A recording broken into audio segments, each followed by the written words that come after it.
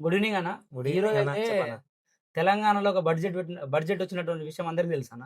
అయితే హోంశాఖలో అయితే 1200 కోట్ల బడ్జెట్‌ని ప్రవేశపెట్టిర్రు. సో, దాంతో మనకేం అర్థమవుతా ఉందన్న? మనకు త్వరలో నోటిఫికేషన్ అతి త్వరలో ఉందని మనం ఒక అంచనాకు రావచ్చన్న. మరి వస్తదా? రాదా? అన్నది పక్కన పెడితే, మనము వచ్చిన తర్వాతనే చదివితే జాబ్‌లొచ్చే రోజులున్నాయన్న ప్రస్తుతం. యాస్పిరెంట్‌గా నువ్వే చెప్పన్న. ఎన్నేళ్ల నుంచి నువ్వు ప్రిపేర్ అయినావు? అన్న నిజం చెప్పాలి అనంటే ఇయాల ఒక ఫ్యాక్ట్స్ కూడా బయటకొచ్చింది. దాదాపు 17,000 పైచిలుకు పోస్టులతో తెలంగాణలో ఎస్ఐ అండ్ కానిస్టేబుల్ నోటిఫికేషన్ అయితే రావడానికి మే 31కు దాదాపు 80-90% పాసిబిలిటీస్ ఉన్నాయని చాలామంది నిపుణులు చెప్తా ఉన్నారన్న. అన్న నువ్వు సో నువ్వు చెప్పినట్టు నోటిఫికేషన్ మే 31 నాడొస్తే చాలా సంతోషకరమైన విషయం అన్న. దాంతో పాటు ఒక 2 నెలలు ప్రొలాగ్ అయినా బాధపడాల్సిన అవసరం లేదన్న. ఎందుకంటే బయట ఇప్పుడు అందరి ప్రభుత్వాల మీద నమ్మకం పోయి అలాగే అందరు ఇంట్లోనే ఉన్నారన్న. ప్రస్తుతం సడెన్‌లీ నోటిఫికేషన్ వస్తే పిల్లలు గూడా అయోమయానికి గురై ఏ ఇన్‌స్టిట్యూట్‌కి పోవాలా? ఏం చేయాలన్న ఆలోచనలో ఉంటారన్న. ఇదంతా గాకుండా ఏ విద్యార్థి అయితే నోటిఫికేషన్ రాకముందే ప్రిపేర్ అయ్యి, తను ఏదో ఒక లక్ష్యాన్ని ఎంచుకొని, ఏదో ఒక ఇన్‌స్టిట్యూట్‌ని చూజ్ చేసుకొని, ప్రిపరేషన్‌ని సాగిస్తారో వాళ్ళు మాత్రం 100% సక్సెస్ అయితారన్న. నా పక్కా ఒపీనియన్ అది. మీరన్నది 100కు 100% నిజమన్నయ్య. నేను చెప్పేదేందంటే విద్యార్థులకు గూడా నోటిఫికేషన్ ఎప్పుడొచ్చిందన్నది గాకుండా ఇప్పటి నుంచే మీరిప్పటి నుంచే ప్రతిరోజు మార్నింగ్ గ్రౌండే గాని, ప్రిపరేషన్ విధానంలోని గాని ఎన్నో మార్పులు తేవాల్సిన అవసరం చాలా ఉంది.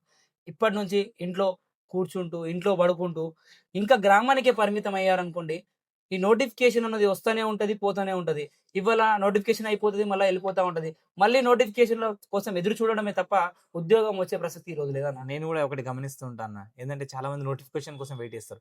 యాక్చువల్లీ నోటిఫికేషన్ కోసం రావడం ఇంపార్టెంటా? అందులో నా పేరుండడం ఇంపార్టెంట్ అన్నది ఇంపార్టెంట్ అన్న ఇక్కడ.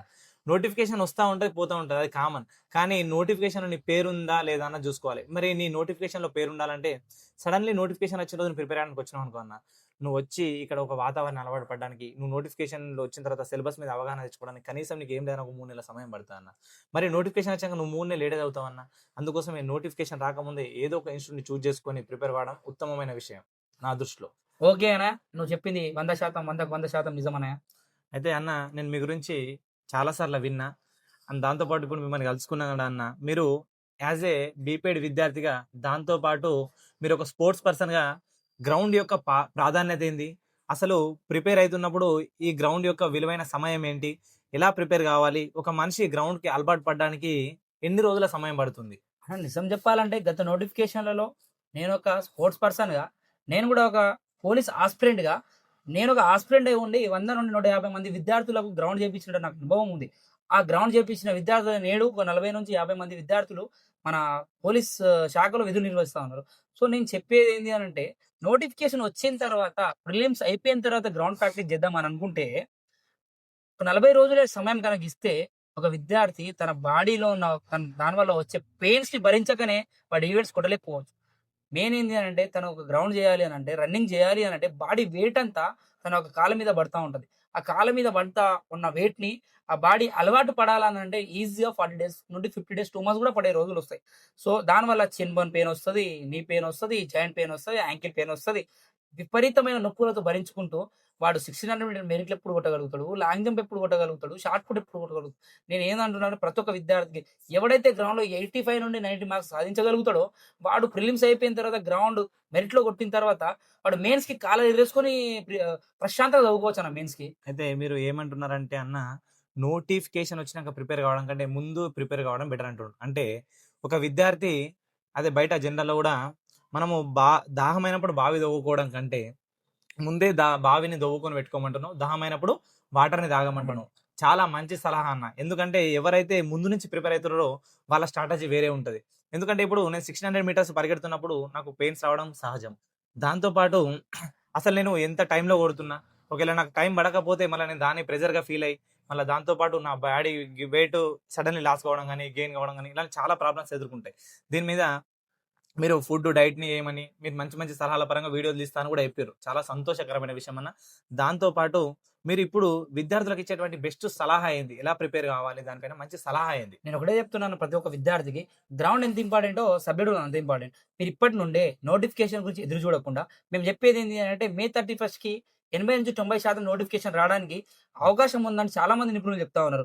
సో నేనేం చెప్తున్నా అంటే ప్రతి ఒక్క విద్యార్థులకి చాలా మంది విద్యార్థులు ఇంటర్ కూడా ఇప్పుడు అయిపోయింది. వాళ్ళు కూడా 18+ ఏజ్ రావడానికి రెడీగా ఉంది. సో చాలా మంది విద్యార్థులు నోటిఫికేషన్ గురించి ఎదురు చూడకుండా రేపొస్తదా? ఎల్లుండొస్తదా?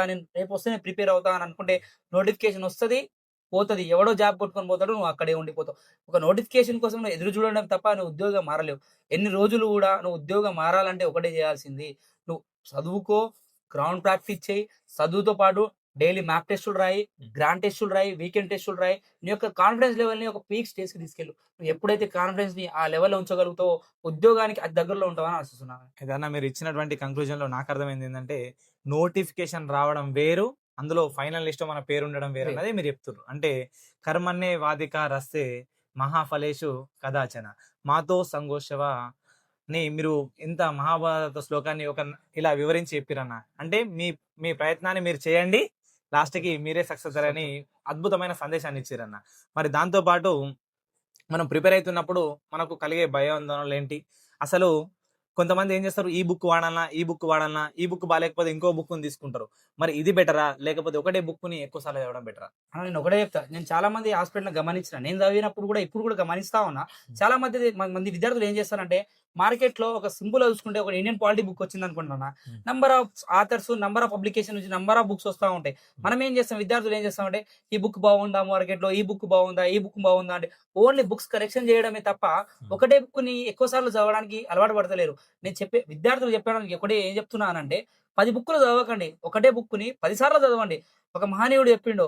ఒక కరాటే ఫైటర్ వరల్డ్‌లో ఉన్నటువంటి ఒక బ్రూస్ లీ ఏమన్నాడు అనంటే, "నేను చిన్న చిన్న ఫైటర్‌లకు చాలా భయపడతా. ఒక పెద్ద ఫైటర్‌ని ఎప్పుడు భయపడా."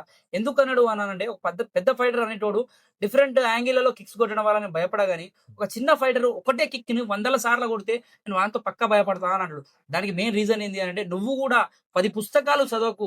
ఒకటే సబ్జెక్ట్ సంబంధించిన 10 పుస్తకాలు చదవకు గాని, ఒకటే పుస్తకాన్ని 10 సార్లు చదువు. నీకు కాన్ఫిడెన్స్ లెవెల్ ఆ విధంగా పెరుగుతా అని అనుకుంటున్నాను. అంటే మీరు బ్రూస్ లీ యొక్క స్ఫూర్తిని తీసుకొని ఒక 10 పుస్తకాలను ఒక్కొక్కసారి చదవడం కంటే, ఒక పుస్తకాన్ని 10 సార్లు చదివితే మంచి నాలెడ్జ్ వస్తది. అద్భుతమైన సందేశం అన్న. బయట చాలా మంది విద్యార్థులు ఇలానే కన్‌ఫ్యూజ్ అయితుర్రు. దీనికి మీరు ఒక మంచి అద్భుతమైన సూత్రాన్ని ఇచ్చిర్రు. అలాగే మన విద్యార్థులకు కూడా అదే చెప్పాలి. ఏంది, ఒక బుక్‌ని 10 సార్లు చదివితే ఆయనకి ఎంత సార్లు గ్రిప్ వస్తది? మీరు చెప్పింది 100% నిజమన్న. అదే మరి దీంతో పాటు మన విద్యార్థులకు ఇంకా మీ యొక్క సేవలను ఎలా అందించాలనుకుంటున్నారు? మనం ఒకటే అనుకుంటున్నాం, మన నోటిఫికేషన్ అది త్వరలో రాబోతుంది కాబట్టి నోటిఫికేషన్ మీదకి ఏ డౌట్స్ ఉన్నా ఇక్కడ నుండి మన యూట్యూబ్ ఛానల్ ద్వారా మనం ప్రతిదీ నోటిఫికేషన్ వచ్చినప్పటి నుంచి మీరు అప్లికేషన్ చేసినప్పుడు ఏ సర్టిఫికేట్లు అవసరం ఉన్నాయి, మీరు ఫస్ట్ ఏ పోస్ట్‌కి ప్రయారిటీ ఇవ్వాలి, ఆ పోస్ట్‌ల గురించి గాని, వేకెన్సీలను ఏ విధంగా వస్తున్నాయి, దాని తర్వాత ప్రిలిమ్స్ ఏ విధంగా రాయాలి, ప్రిలిమ్స్ ఏ విధంగా గట్టెక్కాలి, దాంట్లో ఏ సబ్జెక్ట్స్ చదవాలి, దాని తర్వాత పార్ట్ 1 అప్లికేషన్ ఏ విధంగా ఫిల్ చేయాలి, దాని తర్వాత ఈవెంట్స్ ఏ విధంగా ప్రాక్టీస్ చేయాలి, ప్రతి ఈవెంట్ గురించి, వాడు వాడాల్సిన డైట్స్ గురించి, వాడు వాడాల్సినటువంటి షూల గురించి, ఎలాంటి కోచ్‌ల దగ్గర అప్రోచ్ కావాలి, దాని తర్వాత వాడు మెయిన్స్ ఏ విధంగా రాయాలి, మనకి జాబ్ ఏ విధంగా జాబ్ వచ్చిన తర్వాత కూడా వాడు ట్రైనింగ్ వెళ్ళే వరకు ట్రైనింగ్ తీసుకోవాల్సిన సామాగ్రిల నుంచి లాస్ట్ వాడి పీఓపీ అయిపోయే వరకు వాడు ఎలాంటి జాగ్రత్తలు తీసుకోవాల్సిందో ప్రతి ఒక్క ఇన్ఫర్మేషన్ కూడా మనం పిన్ టు పిన్ ఇవ్వడానికి రెడీగా ఉన్నాము. మనం తప్పకుండా ఈ యూట్యూబ్ ఛానల్ ద్వారా వాళ్ళకి అందిస్తామని ఆశిస్తున్నాను. అంటే మీ సేవలను అప్ టు నోటిఫికేషన్ నుండి మీ మీరు ఉద్యోగంలో యూనిఫామ్ వేసుకునేంత వరకు మీ సేవలు ఎప్పుడు ప్రతిరోజు అందిస్తూనే ఉంటారని చెప్పినందుకు చాలా సంతోషం అన్న. ఇలాగే మీరు ప్రతిరోజు ఒక వీడియో తీయండి. అలాగే విద్యార్థులకు విలువైన సమయాన్ని కేటాయించండి. దాంతో పాటు ఈరోజు మీకు కలవడానికి నాకు చాలా సంతోషంగా ఉందన్న. చాలా చాలా థాంక్ యూ. మీరు మా పిల్లలకి మంచి సందేశాన్ని ఇచ్చిర్రు. చాలా ధన్యవాదాలన్న. థాంక్ యూ అన్న.